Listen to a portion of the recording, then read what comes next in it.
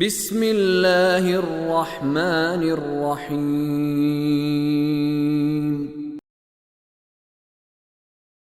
وَنُمَكِّنُ لَهُمْ فِي الْأَرْضِ وَنُرِيَ فِرْعَوْنَ وَهَامَانَ وَجُنُودَهُمَا مِنْهُمْ مَا كَانُوا يَحْذَرُونَ وَأَوْحَيْنَا إِلَىٰ أُمِّ مُوسَىٰ أَنْ أَرْضِعِيهِ فَإِذَا خِفْتِ عَلَيْهِ فَأَلْقِيهِ فِي الْيَمِّ وَلَا تَخَافِي وَلَا تَحْزَنِي إِنَّا رَادُّوهُ إِلَيْكِ وَجَاعِلُوهُ مِنَ الْمُرْسَلِينَ فَالْتَقَطَهُ آلُ فِرْعَوْنَ لِيَكُونَ لَهُمْ عَدُوًّا وَحَزَنًا إِنَّ فِرْعَوْنَ وَهَامَانَ وَجُنُودَهُمَا كَانُوا خَاطِئِينَ وقالت امرأة فرعون قرة عين لي ولك ولا تقتلوه عسى أن ينفعنا أو نتخذه ولدا وهم لا يشعرون فأصبح فؤاد أم موسى فارغا إن كادت لتبدي به لولا أن ربطنا على قلبها لتكون من المؤمنين وقالت لأخته قصيه فبصرت به عن جنب وهم لا يشعرون وحرمنا عليه المراضع من قبل فقالت هل أدلكم على أهل بيت يكفلونه لكم وهم له ناصحون فرددناه إلى أمه كي تقر عينها ولا تحزن ولتعلم أن وعد الله حق ولكن أكثرهم لا يعلمون ولما بلغ أشده واستوى آتيناه حكما وعلما وكذلك نجزي المحسنين ودخل المدينة على حين غفلة من أهلها فوجد فيها رجلين يقتتلان هذا من شيعته وهذا من عدوه فاستغاثه الذي من شيعته على الذي من عدوه ففكزه موسى فقضى عليه قال هذا من عمل الشيطان إنه عدو مضل مبين قال رب إني ظلمت نفسي فاغفر لي فغفر له إنه هو الغفور الرحيم۔ اور ہم زمین میں انہیں اقتدار دیں اور ان کے ذریعے ہم فرعون اور حامان اور ان کے لشکروں کو وہ کچھ دکھا دیں جن کا انہیں ڈر تھا،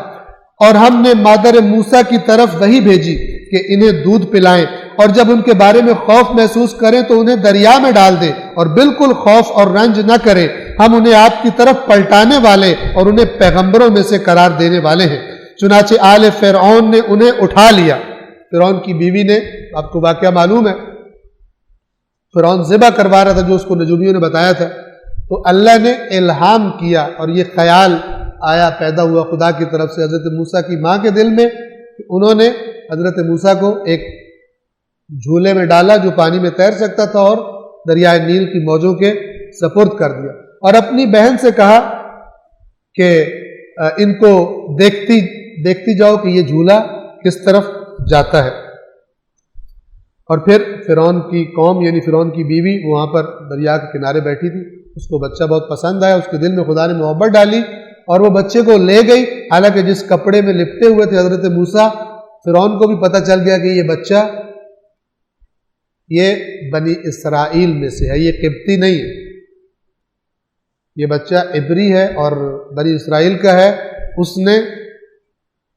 یعنی ظاہر بات اس کو یہی خیال آیا ہوگا دل میں، لیکن اللہ تبارک و تعالیٰ نے حضرت موسیٰ کی حفاظت کرنی تھی، اور حفاظت بھی خود فرعون کے گھر میں۔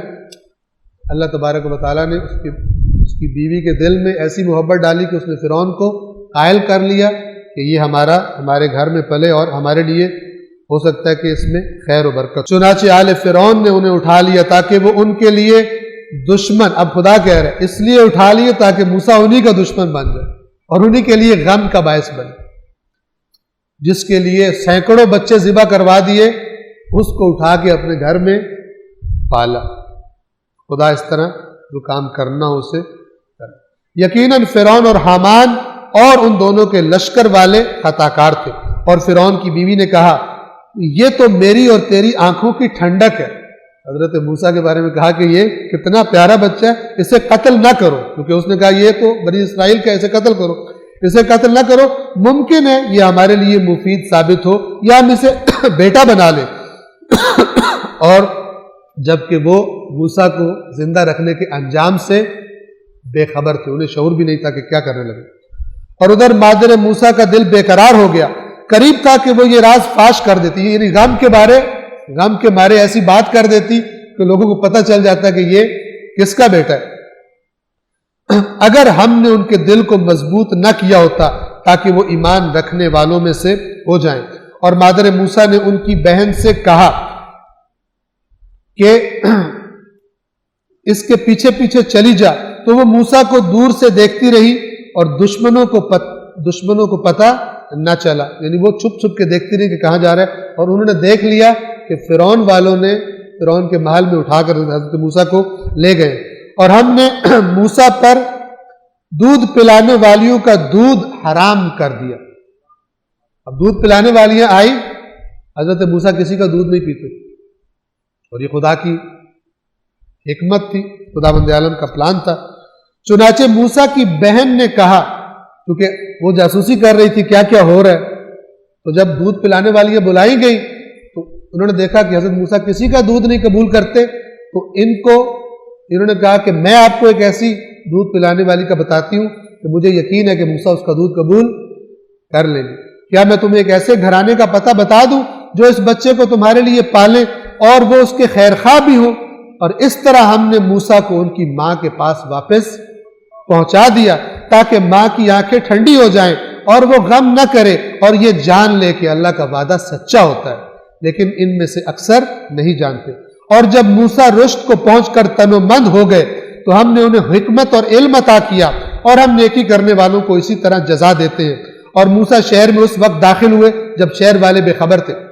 اس سے پتہ چلتا ہے کہ جو روایات میں بھی آیا کہ فرعون کی جو رہائش تھی وہ عام شہر سے باہر تھی، اس نے اپنا جو محل وغیرہ بنا رکھا تھا شاید اپنی سیکیورٹی کے لیے پبلک سے ذرا دور تھا۔ تو حضرت موسیٰ چونکہ محل میں رہا کرتے تھے تو وہ شہر میں داخل ہوئے ایک ایسے وقت میں کہ جب لوگ کاروبار چھوڑ کر آرام کر رہے تھے، دوپہر کا وقت تھا یا ایسا کوئی وقت تھا۔ پس وہاں دو آدمیوں کو لڑتے پایا، ایک ان کی قوم میں سے تھا، ایک ان میں سے عبری تھا اور ایک قبطی تھا، ایک فرعون کی قوم والا اور ایک حضرت موسیٰ کی قوم والا آپس میں جھگڑ رہے تھے۔ اور اس کو حضرت موسیٰ کی قوم والے کو اللہ تبارک و تعالیٰ نے جو لفظ استعمال کیا ہے وہ شیعہ کا لفظ استعمال کیا ہے۔ ایک ان کی قوم میں سے تھا اور دوسرا ان کے دشمنوں میں سے تھا، تو جو ان کی قوم میں سے تھا اس نے اپنے دشمن کے مقابلے میں موسیٰ کو مدد کے لیے پکارا۔ اور یہ آیات یہ بھی بتائیں گے کہ سارے شیعہ اچھے بھی نہیں ہوتے۔ ابھی اس شیعہ کے بارے میں، اس سے جسے قرآن موسیٰ کا شیعہ کہہ رہا ہے، اس کی حرکت ذرا سنیے گا۔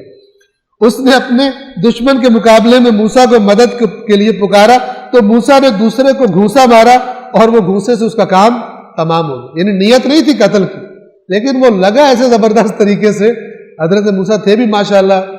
زبردست، تو وہ لگا تو اس کا کام ہی تمام ہو گیا۔ پھر موسیٰ نے کہا یہ تو شیطان کا کام ہو گیا، یعنی یہ ارادہ نہیں تھا اور یہ کام ہو گیا، بے شک شیطان سری گمراہ کن دشمن ہے۔ کہا پروردگار میں نے اپنے نفس پر ظلم کیا، بس مجھے معاف فرما، چنانچہ اللہ نے انہیں معاف کر دیا۔ یہ اس وجہ سے تھا کیونکہ اس کا جرم ایسا نہیں تھا کہ اس کو مار ڈالا جائے، اور نہ ہی حضرت موسیٰ کا ارادہ تھا مارنے کا، لیکن قضائے الہی وہ مکہ ایسا لگا کہ وہ جان سے چلا گیا۔ یقیناً وہ بڑا معاف کرنے والا اور رحم کرنے والا ہے۔ صدق اللہ العلی العظیم۔